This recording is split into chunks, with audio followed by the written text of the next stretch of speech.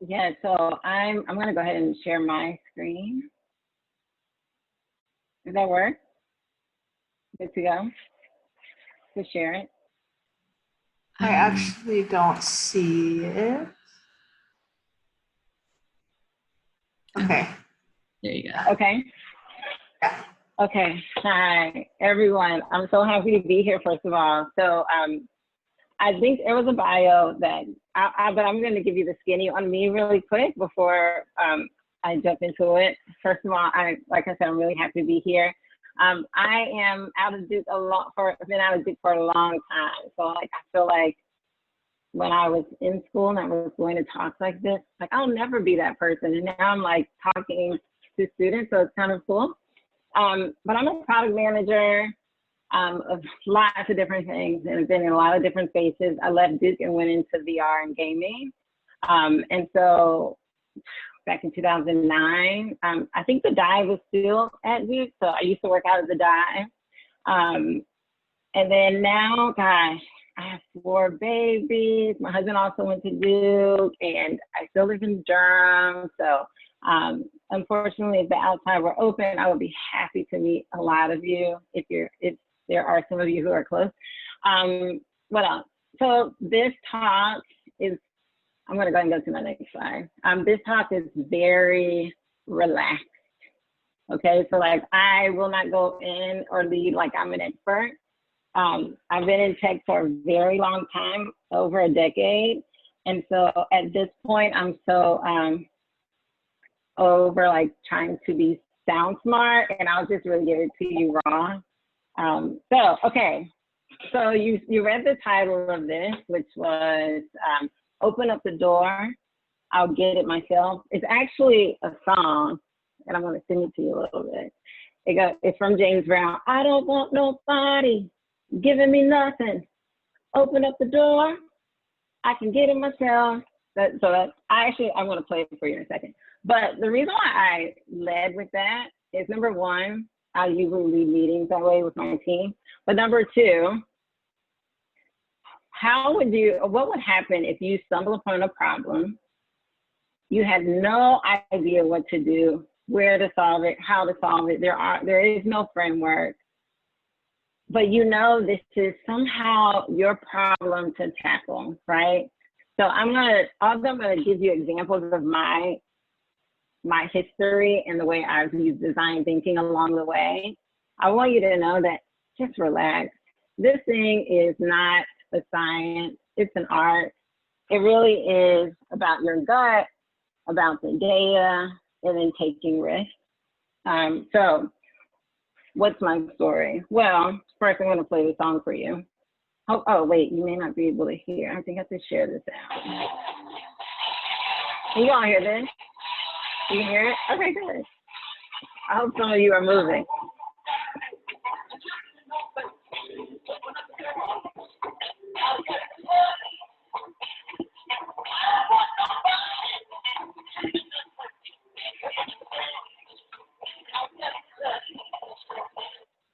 All right, cool. Okay, just so you can hear it better than where I was singing it.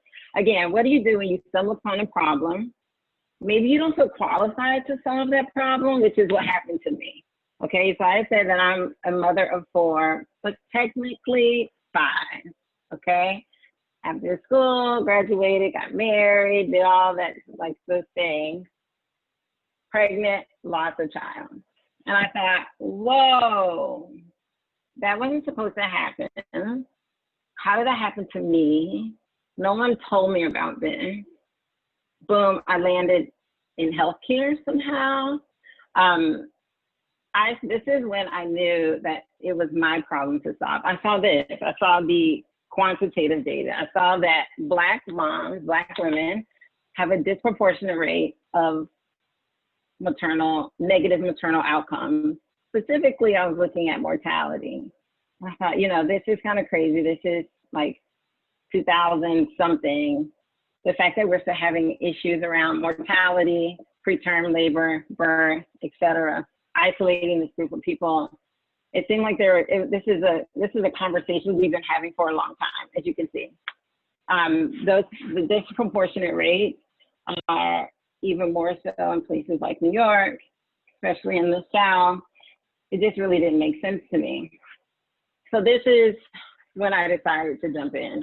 Last year, 2019, I created the Renee. I had no idea what I was doing. It was supposed to be just a project on the like project on the side while I cared for 3 kids at the time. Getting back into tech as a mom, that's a whole other conversation. And, you know, I just said, you know, this will just be the thing I work on until I land that my next product manager role. And so I had no frameworks. I didn't know what the first thing to do, but I did know that if I want to truly understand this problem, I need to talk to the people who are experiencing it. Some of you may say, well, Whitney, you're a Black woman. You've had several kids. Why not go with your own intuition? Well, I could have done that, but I had a hunch that I'm probably not the voice of all Black people. So let me get some in a room. Let me get some folks in a room so that I can facilitate some kind of session together. So where did I start? I first thought, you know, I'm going to do a hackathon. I'm so cool. I'm going to do a hackathon, and I'm going to have about 30 people, Black women in this room, and we're going to have a whiteboard, and we're just going to be hashing this thing out. Wrong move. First of all, hackathon is so techie that so many people were alienated just by that term. So then I thought, jam sessions, that sounds pretty cool. So I changed them to jam sessions. I took the number of people from 30 down to 5. Why did I do that? Because people like to talk about themselves, but the most important thing is we needed people to go deep. We need to have a deep understanding of what's happening when they go through pregnancy. Now, unfortunately, there's no way for me to talk to the people who had already passed, but I could get as close as possible, meaning I isolated this group to 5 to 7, actually, Black and brown women who have experienced pregnancy. So that was on the spectrum. They could be miscarriage to, I didn't know how, the who, the what, the when, but I just know that at some point you are self-identifying to say, I've experienced pregnancy before, and I put them in a room. Now I want to put a pin in this because maybe you're thinking, well, how did you know the first thing to do? I didn't. But I think that what I can tell all of you is that getting people to talk is a great way to begin any kind of user understanding if you want to identify pain points, ways to ideate, what the problem is. And as a product manager, maybe this is rare, but I actually really do value the user's perspective when I'm trying to figure out from the stakeholders, meaning the CEO and what he wants, designers, what they think, engineers, what they want. As a product manager, I have to have my ear to the user so that I can prioritize what everyone is saying and what is the most important voice. And so in this room, I prioritize the voices of, again, Black women who had experienced pregnancy. So what does that look like? We started with storytelling. And the reason I put the no framework is because I've done some consulting, like with wearable technology companies who are trying to understand how can we better access Black maternal health. And they usually lead with, what is your framework? We need a framework before we can like hire you to do this. And there's one in particular I'm thinking about, they were really puzzled by the fact that I had no framework. And I went in saying, you know, I am not the expert of this group. Let's go in and really just get them to talk. And then you have to be keen enough to know what the process should be after. Again, with these jam sessions, I started with the storytelling. Every single person was given free space to share their maternal story. And as they did that, I listened out for pain points. I listened to things that I personally felt were a negative about the story, a negative about the experience. And I wrote it down on the board for everyone to see, right? Everyone could see it. So lack of support. My doctor was mean. My midwife, she listened, but she was a little too aggressive. All of those things went on the board, okay? And then what we did, we went from that point. The next thing we did was, again, it's really great to go on these things very organically. Don't be afraid to fumble. Like, people just want to know that you're not like, this is not like a specimen type thing, that you're actually in there because you care, right? So that next point, we have this board full of pain points. As a facilitator, I'm saying to them, hey, why don't you all work together to figure out how we can narrow this board full of pain points down to one? How can we do that? And so that requires them to collaborate together. And they talk and they look and they say, yeah, that one maybe can come off. These two are the same, et cetera, et cetera. And then what I do like to do is a bit of voting. I give everyone a sticker, and you go and you put a sticker on the one or two sticky notes that, you know, I think these are the two major ones that I personally see. And it is amazing how in these groups, I've personally experienced, people are able to get it down to one. And usually that one pain point is a common denominator for several of the other ones on the board. This is one thing to remember. You will often hear a lot of pain points as you go through design thinking, as you go understand the user problem and the scope. But there's usually, which is the juicy problem, which is what I call it in tech. But it's usually that there's one common denominator that will be the basis for our foundation for all the other things on the board. That is what you have to listen out for, especially when you're dealing with people. If I had left the room with that, it's a win. Because I can say that I have this quantitative data, which is this chart that shows me that there are definitely disparities here. I have this qualitative data, which is the story. And my gut, along with everyone in this room, is that this one major pain point is the one that's inflicting all of us, is causing our experience to be negative. If I left the room with that, it's a win. But I usually take it one step forward, one step further. I invite them to solve it. Now, why is this important? Let's think about your user. If I am a person that is consuming something, let's just say Zoom. I run into problems at Zoom. Gosh, you know, Zoom crashes every time I enter my bedroom. I don't know, something like that. You know, I may not really think that I have much of a say. I can email support, but you know, I'm not an engineer. I don't know the beginning and end of this whole thing. I'm probably just a little small client or customer amongst a lot. My voice may not matter. When you enter spaces, especially in design thinking, it is very important for you to get outside of your own biases and provide a space or center the voices of the people in the room. Centering basically means, in my opinion, giving them, empowering them to feel that not only do we hear your problem, but we want to see how you would solve it creatively. Do whatever you want within your own skill set to solve that problem. I believe in the keynote, it was mentioned, another way to do it was, how would you make this problem worse? I actually really love that, because it's like, oh, I've never thought about that. But we took it one step forward, inviting everyone to solve it. How would you create a solution?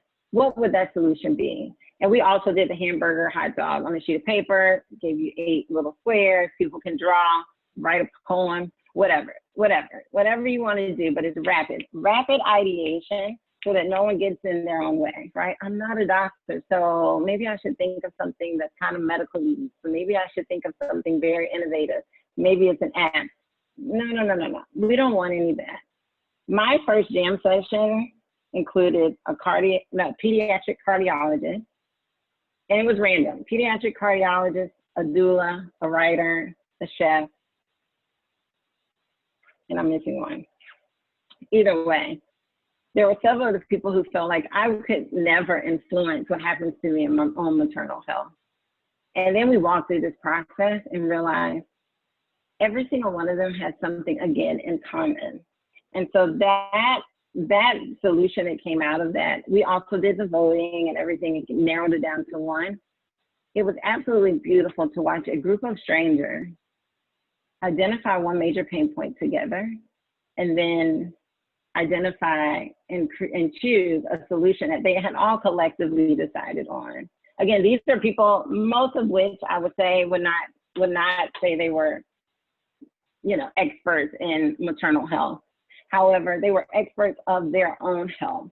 And that is what we wanted to, that is what I go in with, especially in design thinking, to understand you. I need you to know that you are the expert here. And also, if you have questions, just know I'm have to come up to a Q&A section. So hold on to them.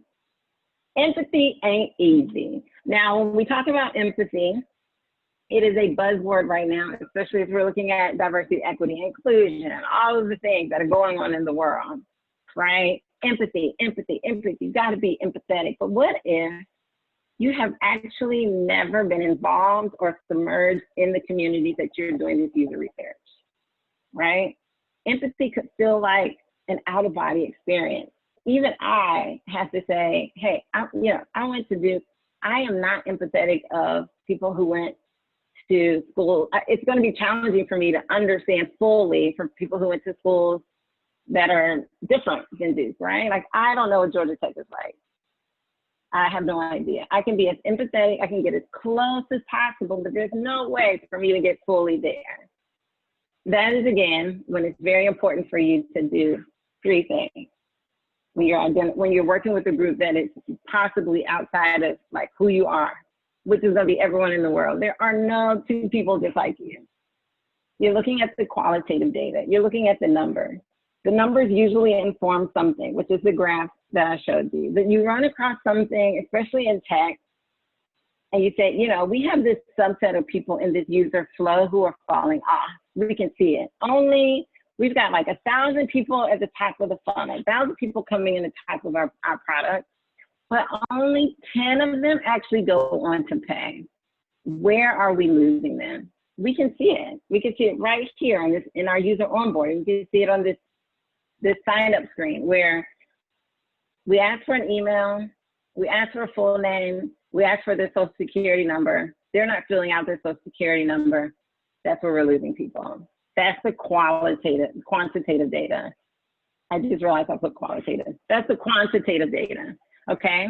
So then when you move past the quantitative data, that is when you go to that, isolate that one subset of people, right? You isolate that group and you say, hey, we see that you're falling off. Here's $10 to Etsy. Can you please just like help us understand? Side note, incentivizing people is actually something that I recommend if you can. People just do not really like to do surveys anymore. So incentivizing is really important. All in all, you go in, you get those stories, those user stories. Now, what if the data and the user stories don't necessarily match? And that is where the empathy comes in. That's where you have to use your gut. I'm gonna say, as a PM, my style is to lean more towards what the users are saying and less on what the data is saying. I know, it's totally controversial. Every tech startup I've worked at, people have been like, what? That's how you approach problems? Yes. And the reason why, again, I consider the user as the North Star. And because I'm a design need type, usability focused person, oftentimes I feel like I can't go wrong, right? If I'm taking a risk and I'm prioritizing what voice to listen to, what to listen to, it's going to be the user. So anyway, I just wanted to say that the stories, the personal stories of people are golden. I want to give you one more quick example of this about my Durham jam session. My first jam session was in Durham. Now, I went in thinking, these folks are going to like validate what I think we need in maternal health, which is another app. And it's just going to like basically tell you everything you need to know. Like, I'm sure they will love it. I'm sure they're going to come out and it's going to like validate everything we do. I'm going to roadmap it. I'm going to get a designer and we're going to build this thing and we're going to put out version 1. Okay. MVP out there. Investors are going to love it. We're going to see maternal health disparities improve. Great. Well, my first jam session, as I've already talked to you about, the major pain point that this group came up with or collaboratively decided on was lack of support. And when they said that, I was like, okay, cool, lack of support. I can do that. I can build something around lack of support. That makes sense. That app I was thinking about, I think they just validated that. Actually, when we did the problems or how to create or creating something to deal with that, and that quick and fast ideation, again, not giving folks a whole lot of time to be in their head. And then we did the narrowing down and the voting and all that kind of stuff. The solution was prayer and meditation. And I remember thinking, what? Let's do it over again. But I went on to in front of all of them, and I said, you know, I'm wrong. I thought I was going to come out of this with something really easy to put together, but I don't know what, prayer, meditation. But as we talked about it, gosh, so many things came out about how communities of color in particular really value this kind of spiritual, at least in this room, this very spiritual connection that when we don't feel supported in anything, whatever it is, by whoever it is, if we can tap into something bigger than ourselves, then we can push forward. I mean, light bulb went off when I thought, you know, so you don't want an app to tell you that your baby is the size of a peach, or you're not necessarily asking for telehealth. And you're actually not asking for more intervention either. But what you're actually asking for is more humanity. I thought, you know, that is the juicy problem to solve. That is where we are missing Black and brown folks in birth. And that is a problem that's going to take a lot more than empathy to solve. However, because it is a problem that I came across, just Whitney, little old me in Durham, North Carolina, I'm going to do my best to tackle it with the skill set that I have.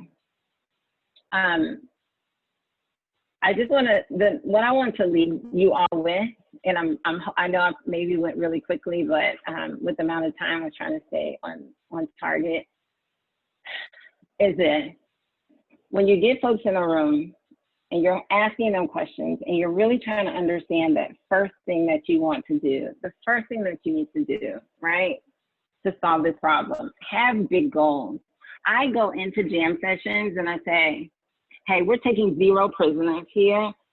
Let's not play. Let's actually come into this and figure out what we're going to do and put out in the wild so that in 5 years, we see maternal health disparities go away.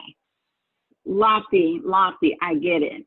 But when you're going into especially big world problems, which in college, you probably see them, and then post-college, you're like, boom, they're all over the place. And if there's one that for your heart, you're just like, this is the one that I'm randomly seeing. This is the one I'm going to start with, but I'm not, I don't know, a wrestler. I'm not, I don't know, in tech. I'm not an obstetrician. I don't know. It could be all over the place, the problems that you come upon. Listen, I started a leather craft startup a few years ago because I stumbled upon leather waste. And I was like, people throw away leather? Like the problem itself can be solved by so many people. But within yourself, there's a skill set that you're building at Duke, but that's going to be better perfected once you leave Duke. Don't listen to people who tell you, oh, just go in a closet, hash it out, and then try to build a community around it, and then see if people want it. I'm going to tell you it's a waste of time. I'm going to tell you to first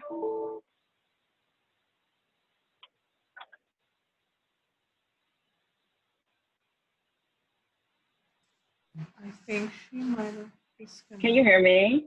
Yeah. Yeah. I'm not sure where the video is, but that's weird. It's okay. Can everyone hear me? I'm assuming everyone can hear me. Or no? Cool. People are saying yes. Yes. Okay. Sorry. Tech always fails me. Okay. So yes, I'm just gonna leave it at that. I'm gonna see if I can jump back on this because I don't know what it's doing. It just won't have my slides. So let's see. Okay, we can take questions. Can you see me? I just got on my phone. Yeah, Yes. you can see you. Yeah. Feel free Okay. to, yeah. Feel free to pop questions into the chat if you, Yes.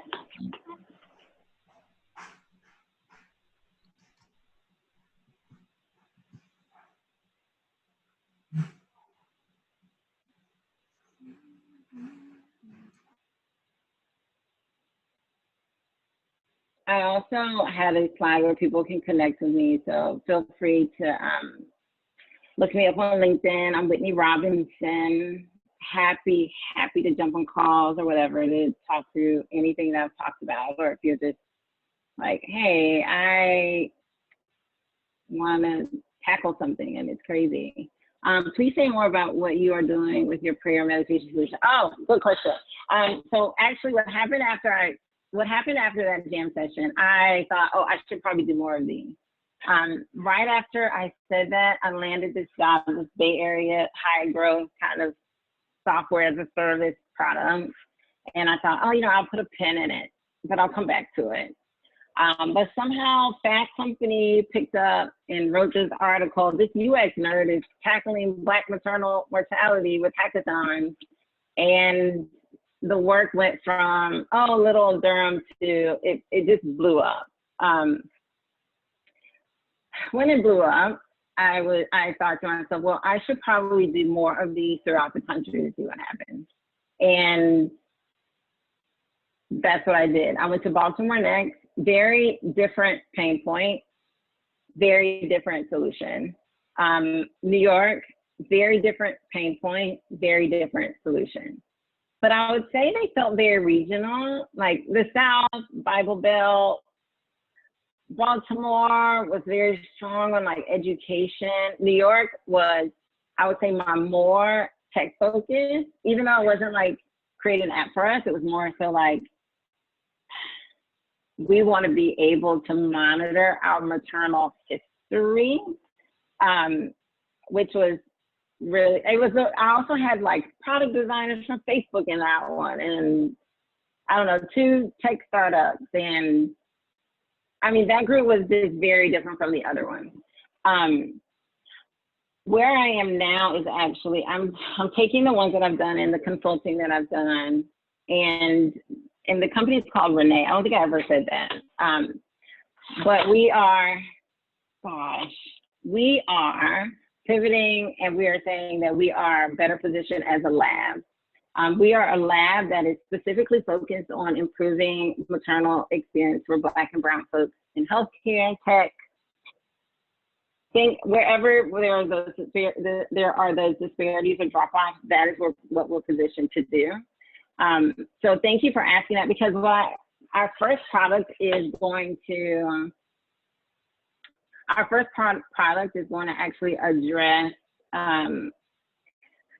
that major pain point, which is the lack of support and feeling the lack of preparedness, which came out of Baltimore, by giving folks voice.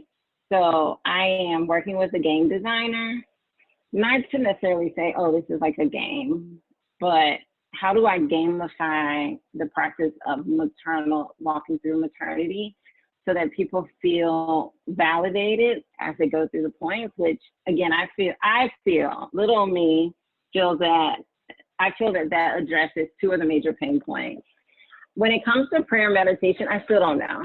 And honestly, I think that it just showed me that people aren't saying, we want you to monitor us 24/7, but instead they wanted to feel empowered within themselves regardless. But what I do think is that if we give people voice and language, right now, everyone's like, advocate for yourself in the doctor's office. Well, that's really hard to do. You don't know what to say and you're not a doctor, right? But we can find a way, like almost like a Duolingo, we can find a way to, again, create language and help you feel prepared and supported in that way. Then I think that will be a win in improving experiences. We are, at the Renee, we are very much so focused on experiences first and then outcomes second. We believe that if we improve experiences, then the outcomes will improve. That's our hypothesis. That's what we're going to test. That's the risk we're going to take. So I'm hoping that answers your question. I don't know. Right now, I just don't know. What's the biggest lesson you've taken away so far from running the Renee Project? Oh, thank you. It's you've got to get outside of thinking that you have to sound smart and be so smart. And realize sometimes problems land in your wheelhouse because there's a skill set that you have that you can chisel away at that problem. And not, I need to become the expert of this problem, and this whole movement should rest on my shoulders. I actually do not want Black maternal health to rest on my shoulders. But more so, I see a bigger picture in creating this lab ran by Black and brown folks who are super smart, and they're very well paying, and they are the ones that are leading the charge in this work. And I'm just like the one who stumbled upon it and thought, you know, we can do this. I know we can do this. I would say I'm a strong visionary. I love bringing other people on to execute and to help me execute, right? But yeah, that's my biggest lesson. I'm not the expert. Everyone else in the room is more of an expert than I would say that I am. Next question is, how do you decide who you want to include in your jam session? And how do you find people who are willing to participate in the jam sessions? Okay, so I'm gonna give you an example from tech. So in the last, I worked for a company called Abstract. It's, some of you may use Abstract. It is a competitor to Figma. But anyway, Abstract, I owned growth. So I was a product manager who owned growth and onboarding. And I promise I'm going to get, this is going to answer your question. So I only looked at top of the funnel through, top of the funnel again means like people, new folks coming in through sign up registration, which is onboarding. And then what happens between the moment they register and they pay or they don't. For our service.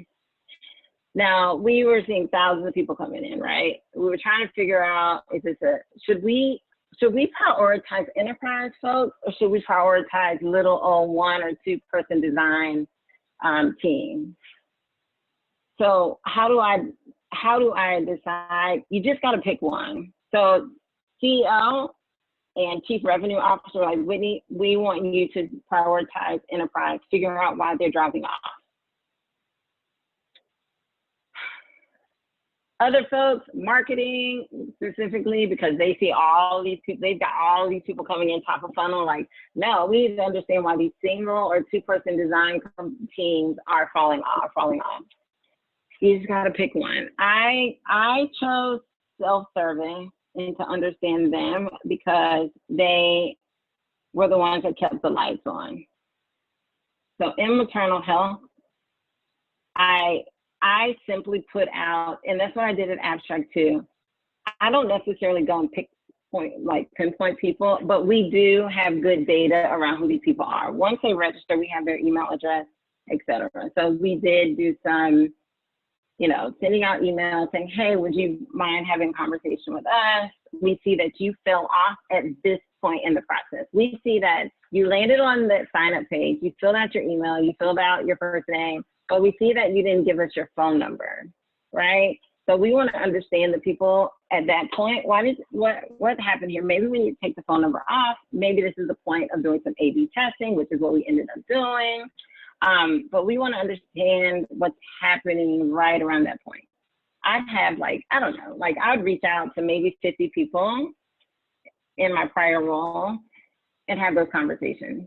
We ended up taking the phone number off while I was there because we realized that a phone number is too sensitive of data for people to commit to not knowing what they're about to get. So sorry, I hope that was probably the long-winded version, but in maternal health, I simply thought, who are the folks that are experiencing this?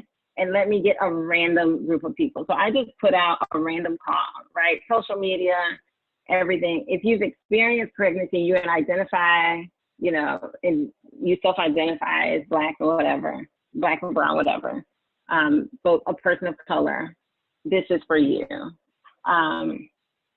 So that was that. With the maternity project, did a lot of your qualitative research involve concerns and or complaints regarding systematic healthcare issues? Yes. I'm going to say this, and it is very hard for me to do this work because I'm working with a group of people who historically have been silent and don't feel that their voice matters. And so when we come into jam sessions, after the Fast Company has written about us a couple of times at this point, and after those articles, you get a lot of people like, can I just sit in and watch? But because of the trauma is the one word that comes out a lot in these jam sessions. And I don't lead with tell me your trauma. I lead with share your pregnancy or your maternal stories. I do not lead with the negative. I'm going to be honest and say, I wish I had more people say, I love pregnancy and gosh, this was amazing. And I've had a few, but it was definitely not overwhelming. Like I've had a few, and I've had a few home births, and I've had one or two moms who are like, oh my God, my home birth was redeeming for everything else that I experienced.